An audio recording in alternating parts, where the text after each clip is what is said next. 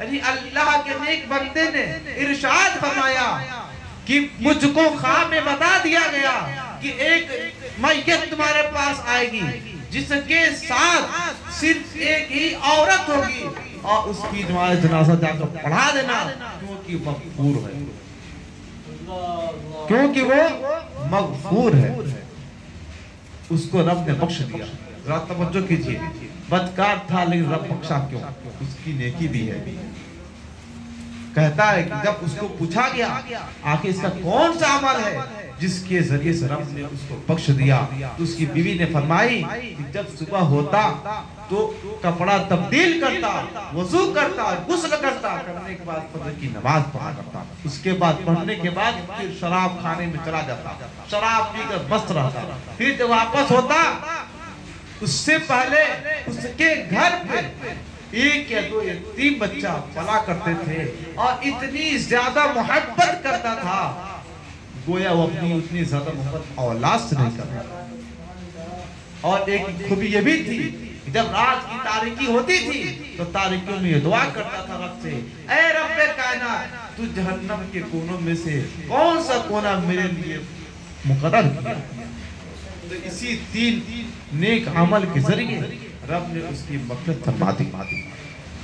बहरहाल तो यही बात है, रब किसके किस अमल को कबूल कर ले ये रब ही जानता है।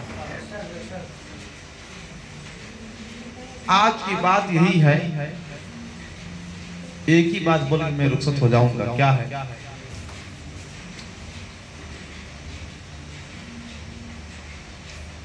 अगर आज इंसान दुआ करता है मगर दुआ कबूल क्यों नहीं होती? हदीस में जो जो चीजें आई है उस पर बंदा अमल करके भी दुआ करता है, फिर दुआ कबूल क्यों नहीं होती? यही वजह, यही है आज की बात। हम नमाज पढ़ते हैं, रोजा रखते हैं, लेकिन फिर भी पता नहीं नमाज कबूल होती है कि नहीं, दुआ करते हैं पता नहीं कबूल होती है कि मालूम नहीं। तो वजह क्या है कि कबूल नहीं होती? तो मैं बता दूं इसकी वजह क्या है। एक वली साहब थे जिनके अंदर एक वहम पैदा हो गया। उन्होंने एक बादशाह से कहा, ऐ बादशाह, अगर मैं चाहूं तो तुझको इस बादशाह से गिरा सकता हूं। वली ने कहा, यानी अल्लाह के नेक बंदे ने ये जुमला कहा। बादशाह ने कहा जाहिर सी बात है, उन वली को मुस्तजाब दावत भी कहा जाता था, यानी वो वली जिनकी दुआ रब टालता नहीं।